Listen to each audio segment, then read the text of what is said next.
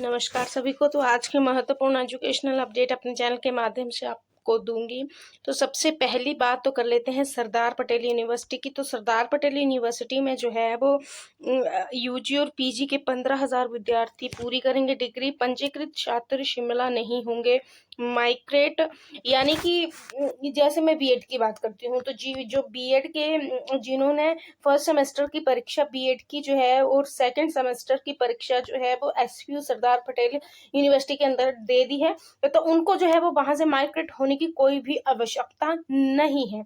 क्योंकि कोई विद्यार्थी बोल रहे थे कि हमें वहां पे माइग्रेट होना पड़ेगा, तो ऐसा कुछ भी नहीं है। आप अब जो है वो एक बार एसपीयू के अंडर पंजीकृत हो गए हैं तो इट मीन्स कि आपकी जो डिग्री है वो एसपीयू के अंडर ही होगी, तो आपको डिग्री वहीं से मिलेगी। अब जो है वो न्यू जिनकी एडमिशन्स हुई हैं, जैसे कि जो न्यू बैच अभी बैठा ही है हाल फिलहाल में, तो उनको जो है वो हिमाचल प्रदेश यूनिवर्सिटी के अंदर ही जो है वो खुद को जो है वो रजिस्टर करना होगा। मंडी विश्वविद्यालय में जो है वो 25 सरकारी और 21 निजी कॉलेज बचे हैं, तो ये आप देख सकते हो। चंबा कुल्लू के 73 कॉलेज हिमाचल प्रदेश विश्वविद्यालय से जुड़ गए हैं। 189 कॉलेज एचपीयू के संबंध में जो है वो है, और हमारे कॉलेज के लिए नए विद्यार्थियों के लिए एचपीयू में जो होगा पंजीकरण।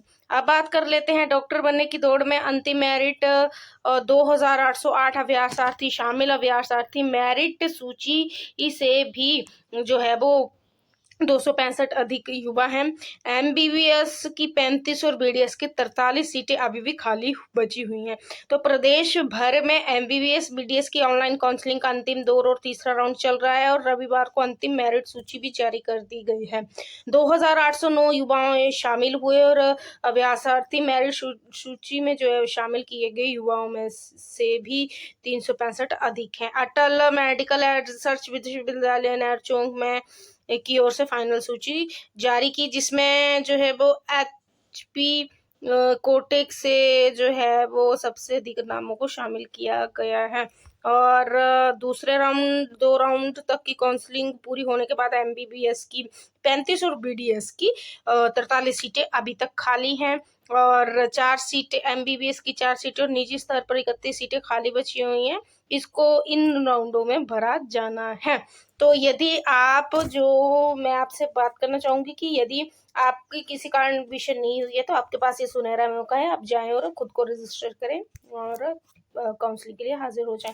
अब बात करते हैं एनटीए करवाएगा एनआईटी की भर्ती परीक्षा। ये मैंने आपको पिछले कल भी बताया था। हमीरपुर के राष्ट्रीय प्रौद्योगिकी संस्थान में भरे जाएंगे 84 पद। नॉन टीचिंग के इन पदों की होगी भर्ती। तो एनआईटी हमीरपुर में निजी सहायक के एक, वरिष्ठ सहायकी अधिकारी के 2 और तकनीकी अधिकारी के 2, कनिष्ठ सहायक के 12, वरिष्ठ के 4, फार्मासिस्ट के 1, लाइब्रेरियन एवं सूचना सहायक के 2 भरे जाएंगे। एग्जाम शेड्यूल जो है वो इस तरह का रहने वाला है, तो अब मैं बिल्कुल जूम करके आपको दिखा रही हूँ, आप जो है वो इसको नोट कर सकते हैं। और ये एनटीए जो है वो इस बार एनआईटी की भर्ती परीक्षा को जो है वो कंडक्ट करवाने वाले हैं। अब बात कर लेते हैं डीएलएड की काउंसलिंग की। तो हिमाचल प्रदेश स्कूल शिक्षा बोर्ड की ओर से जो 2 वर्षीय डिप्लोमा डीएलएड है, सीईटी 2023 में प्रवेश डीएलएड की काउंसलिंग का आयोजन सोमवार से किया, यानी कि आज से किया जाना है। 28 अगस्त से 5 अगस्त तक करवाई जाए। पहले काउंसलिंग 28 से 5 अगस्त तक करवाई गई। क्या लिखा हुआ है, 28 अगस्त से 5 अगस्त तक करवाई जानी थी। तो लेकिन प्रदेश भर में हो रही बारिश के चलते यहाँ ऐसा होगा 5 अगस्त से 28 अगस्त, थोड़ा मिसप्रिंट हो गया है। और अब जो है वो 11 सितंबर से 18 सितंबर के बीच सुबह 10 बजे आयोजित होगी, और ये वहीं कार्यालय एजुकेशन बोर्ड कार्यालय में होगी। तो आप जो है वो अपने प्रमाण पत्र ले जा सकते हैं, बायोडाटा फॉर्म भरकर समस्त मूल शैक्षणिक प्रमाण पत्र कैटेगरी उप कैटेगरी मूल निवास प्रमाण पत्र से टाइम अनुसार वहां पे हाजिर हो जाएं। अब बात करते हैं जीओए लाइब्रेरियन भर्ती का इंतजार बढ़ा। 3 साल से नहीं बन पाए जूनियर ऑफिस असिस्टेंट भर्ती के नियम तो 235 पद भरने की 2021 में मंजूरी मिली थी। मंत्रिमंडल के निर्देशानुसार अगस्त 2021 में स्वीकृति मिल गई थी।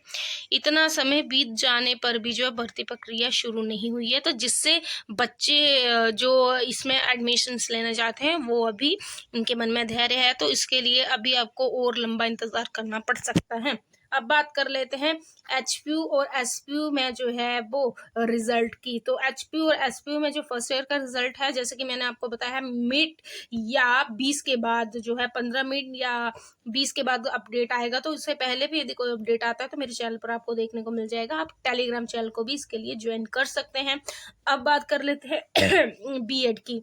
जैसे कि पिछले कल भी मैंने आपको बताया था, लेकिन बीएड की जो है वो 15 दिन के अंदर एंट्रेंस रिजल्ट आ गया। तो उसके बाद एसपीयू ने जो है वो अपना पोर्टल के लिए नोटिफिकेशन जारी किया, लेकिन रोस्टर ना आने के कारण जो उसको भी जो है वो वापस लेना पड़ा था। लेकिन अब रोस्टर को भी मंजूरी मिल गई है। अब किस बात को लेकर देरी हो रही है कि ईआरपी सिस्टम सॉफ्टवेयर में अपडेट नहीं हुआ है। तो दिल्ली की जो कंपनी है, तो एचपीयू विश्वविद्यालय प्रशासन की तरफ से जो है वो सॉफ्टवेयर को अपडेट करने के दिशा निर्देश दे दिए हैं। तो जब तक ये सॉफ्टवेयर जो है वो अपडेट नहीं होता है तो काउंसलिंग बार मेरिट सूची जारी नहीं होगी, क्योंकि उसके बाद ही सारे विद्यार्थी उसी तरह से जो है वो ईआरपी सिस्टम के अंतर्गत अपना पंजीकरण करवाएंगे, जिससे उनको कौन सा कॉलेज मिल रहा है उसके बारे में संबंध में जानकारी आपको मिल जाएगी।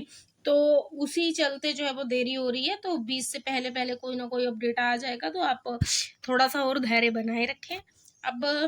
अब इसमें बात कर लेते हैं central university of Himachal Pradesh की। तो जैसे कि मैंने आपको पिछले कल भी बताया था कि central university of Himachal Pradesh में कुछ सीटें पीजी की खाली बची हुई हैं। तो कल लास्ट डेट थी।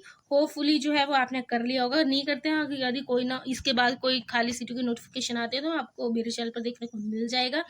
तो कोई भी यदि आज जो है वो मेरिट सूची कोई भी जारी होती है, कोई भी अपडेट आता है, तो टेलीग्राम चैनल को आप ज्वाइन कर ले, वहाँ पे आपको पीडीएफ मिल जाएगा। इसी के साथ धन्यवाद। कोई डाउट है तो कमेंट सेक्शन में पूछ सकते हैं। Thank you very much.